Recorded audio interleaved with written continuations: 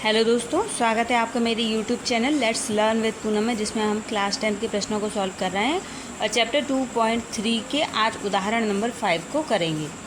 तो जैसा कि क्वेश्चन है कि जांच कीजिए कि त्रिघात बहुपद P x 3x³ - 5x² - 11x - 3 के शून्यांक 3, -1, -1/3 है। इसके पश्चात शून्यांक और गुणांकों के बीच संबंध की सत्यता की जांच कीजिए। तो हमें पहले ये पता करना है कि ये जो त्रिघात बहुपद दिया गया है उसके ये शून्यांक है या नहीं। क्या 3, -1 और -1/3 ये चेक करना है, ये शून्यांक है या नहीं। ये शून्यांक चेक करने का सबसे अच्छा ट्रिक है कि आप एक एक करके शून्यांकों के मान इस बहुपद में x की जगह रखिए और बहुपद को सॉल्व करिए। अगर बहुपद का मान 0 आता है तो ये बहुपद के शून्यांक होंगे। तो सबसे पहले हम बहुपद में -3 की वैल्यू रखेंगे x की जगह पर। तो जैसा कि बहुपद हमने लिख लिया है, अब हम शून्यांक लिखेंगे कि शून्यांक कितने हैं। 3 शून्यांक दिए गए हैं। तो पहले हम पहला वाला शून्यांक जो कि -3 है, इसको बहुपद पे रखेंगे। -3 नहीं है, सॉरी दोस्तों, +3 है। इसे हम रखेंगे तो 3x³ x की जगह 3 की पावर क्यू -5। अब फिर से हमें x की जगह 3 रखना है, स्क्वायर लगाएंगे -11 3 और -3। अब मल्टीप्लाई करेंगे तो 3 टाइम्स अपन मल्टीप्लाई करेंगे 27 आएगा, और 27 का 3 से मल्टीप्लाई करेंगे तो 81 आएगा। तो इस तरीके से 81 माइनस, अब यहाँ का 3 का स्क्वायर खोलेंगे तो 3 जा 9 होता है, 9 5 जा 45 और 11 3 जा 33 और 3 उतर के आ जाएगा माइनस का। माइनस की वैल्यू को जब हम प्लस करेंगे तो 81 आएगा, क्योंकि 45, 33 और 3 को प्लस करेंगे तो वैल्यू आ गई 81, वो भी माइनस की, और प्लस का 81 है। इन दोनों को आपस में घटाएंगे तो 0 बचेगा। इस तरीके से इस बहुपद का मान 0 आ गया है 3 वैल्यू रखने पर। तो हमें पता चलता है कि हाँ, ये 3 जो है वो इस बहुपद का शून्यांक है। तो हम इसी को लिखेंगे, अतः x = 3 px बहुपद का शून्यांक है।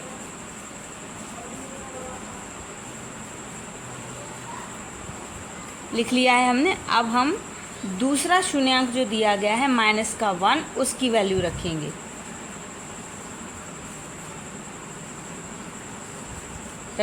p कोष्टक में x की जगह लिखेंगे -1 और इसी वैल्यू को हम इस बहुपद में रखेंगे। 3x की जगह लिखेंगे -1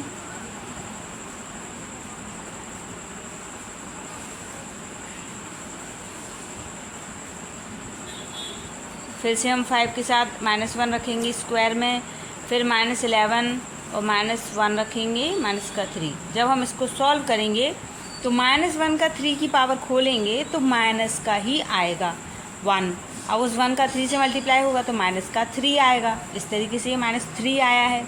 अब जब इधर -1 पे स्क्वायर चढ़ाए यानी +1 आएगा जब घात खुलेगी, तो इस तरीके से -5 ही रहेगा, और 11 का -1 से मल्टीप्लाई होगा तो माइनस प्लस हो जाएगा, तो +11 और -3। अब माइनस की वैल्यू को प्लस करेंगे तो -11 आएगा और +11 पहले से है। दोनों घटेंगे आपस में तो 0 बचेगा। तो क्या सिद्ध होता है कि ये शून्यांक भी इस बहुपद का शून्यांक है। यहाँ पर x = -1 इस बहुपद का शून्यांक है। हमें केवल इतना ही लिखना है।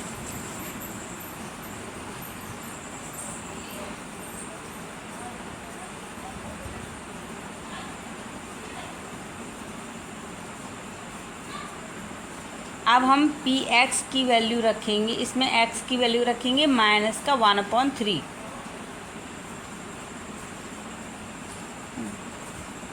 कैसे रखेंगे? 3 मल्टीप्लाई -1/3 की पावर 3 -5, x की जगह है -1/3 का स्क्वायर -11 मल्टीप्लाई x, तो x की जगह -1/3 और -3। अब हम काटेंगे, अगर कट सकते हैं नंबर, नहीं तो हम उनकी जो घातें लगी वो खोलेंगे। तो -3/2 27 हो जाएगा, क्योंकि 3 का 3 बार गुणा करेंगे तो 3 त्रिका 9, 9 3 27, इस तरीके से 27 आ जाएगा। अब माइनस का 5/3 आ जाएगा।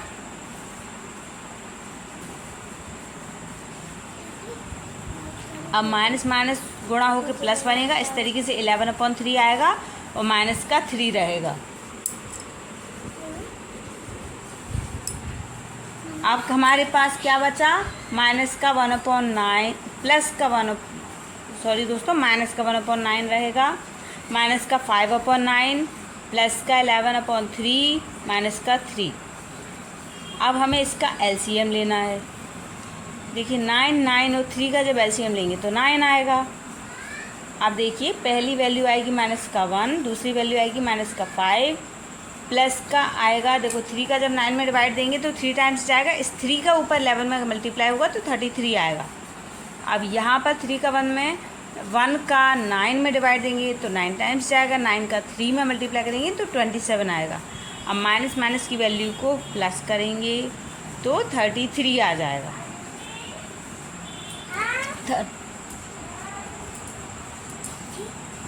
प्लस का 33 अपॉन में आएगा 9। अब 33 जो माइनस का है वो प्लस के 33 से कट जाएगा तो 0/9 आएगा। इसको जब सॉल्व करेंगे तो ये भी 0 बन जाएगा। इस तरीके से तीनों शून्यांकों के मान जब हमने बहुपद में रखे हैं तो हमें 0 ही प्राप्त हुआ है। इससे ये सिद्ध होता है कि ये तीनों शून्यांक इस बहुपद के शून्यांक हैं। अब हमें क्या लिखना है, p कोष्टक में -1/3 = 0 आया है, अतः x = -1/3 px का एक शून्यांक है। ये हमने सिद्ध कर दिया है।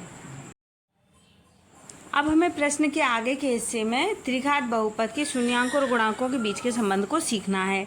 इससे पहले हम द्विघात बहुपद के शून्यांकों और गुणांकों के संबंध को सीख चुके हैं, तो एक बार हम वही देख लेते हैं। जैसा कि द्विघात बहुपद में फॉर्मूला क्या होता है, ax² + bx + का c, और शून्यांकों का योगफल होता है -b/a, और शून्यांकों का गुणनफल होता है c/a, जो कि हम पहले के किए गए प्रश्नों में सीख चुके हैं और इनसे कई सारे प्रश्नों को हल भी कर चुके हैं। c/a। अब हमें त्रिघात बहुपद में सीखना है कि शून्यांकों और गुणांकों के बीच के संबंध कैसे प्रदर्शित करते हैं, कैसे निकालते हैं। तो इसके 3 शून्यांक होते हैं। सबसे पहले हमें ये सीखना है अल्फा, बीटा और गामा।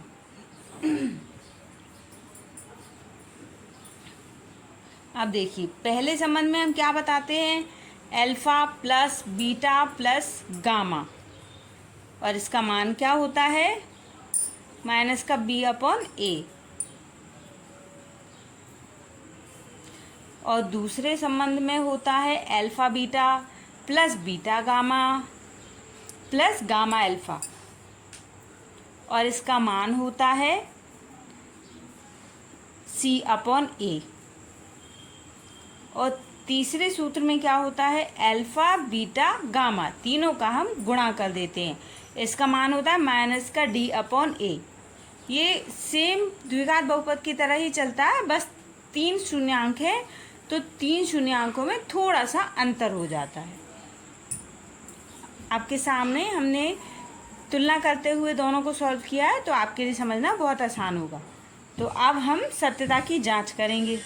सत्यता की जांच के लिए पहले हम LHS के जो भी फॉर्मूले हैं उनके LHS का मान निकाल लेंगे।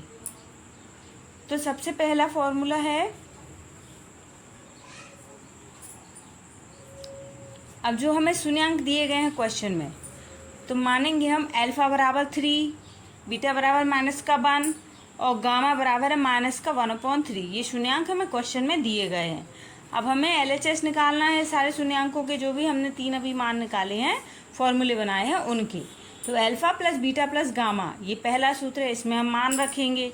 अल्फा का 3, बीटा का मान है -1 और गामा का मान है -1/3। आप देखिए 3 - 1 को पहले हम सॉल्व करेंगे, 2 आ जाएगा और -1/3 रहेगा। अब हमें क्या मिला 2 माइनस 1/3। अब हम इनका लघुत्तम लेंगे तो 3 आएगा और सॉल्व करने पर 6 माइनस 1 मिलेगा हमें। अब 6 में से 1 को घटाएंगे तो हमें 5 मिल जाएगा। अब हम दूसरे फॉर्मूले के LHS का मान निकालेंगे। दूसरा फॉर्मूला है alpha beta plus beta gamma plus gamma alpha. अब हमें अल्फा बीटा के मान को गुणे में रखना है। अल्फा का मान है 3 और बीटा का मान है -1। इनको मल्टीप्लाई में लिखेंगे प्लस अब हमें बीटा और गामा के मान को मल्टीप्लाई में लिखना है तो -1 मल्टीप्लाई 1/3। अब प्लस लगा के हमें गामा और अल्फा के मान को मल्टीप्लाई में लिखना है जो हम लिख लिया है। अब हम इसको सॉल्व करेंगे। 3 का जब -1 से मल्टीप्लाई करेंगे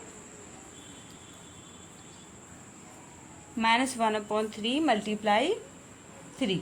अब हम क्या करेंगे, इनको सॉल्व करेंगे तो माइनस का 3 आएगा प्लस अब देखिए -1 का -1/3 में मल्टीप्लाई करेंगे तो प्लस का 1/3 आएगा और यहाँ पर 3 से कट जाएगा तो केवल माइनस का 1 बचेगा हमारे पास।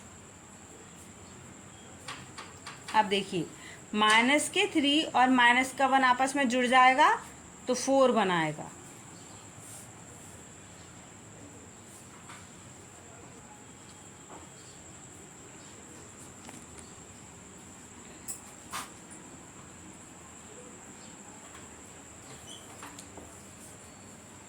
इसे हम आगे सॉल्व करते हैं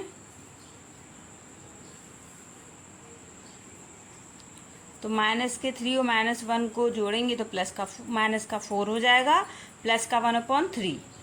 अब इसे हम LCM लेके सॉल्व करेंगे तो क्या मान आएगा 3 ऊपर सॉल्व करेंगे तो आएगा माइनस का 12 और प्लस का 1 जो आगे चल के बनेगा माइनस का 11/3। अब हमारा तीसरा शून्यांकों गुणांकों के बीच का संबंध है, उसका LHS हमें निकालना है और संबंध है तीसरा अल्फा बीटा गामा। तीनों मानों को मल्टीप्लाई में लिख देना। 3 मल्टीप्लाई -1/3 मल्टीप्लाई माइनस का 1। अब देखिए 3 से तो 3 कट जाएगा और माइनस माइनस का मल्टीप्लाई होगा तो प्लस बन जाएगा तो प्लस का 1 रहेगा इसका मान। अब देखिए जी हमने LHS के मान निकाले हैं। अब हम RHS की तरफ के जो मान हैं उनकी वैल्यू निकाल के हम कंपेयर करेंगे, सत्यता की जांच करेंगे हम।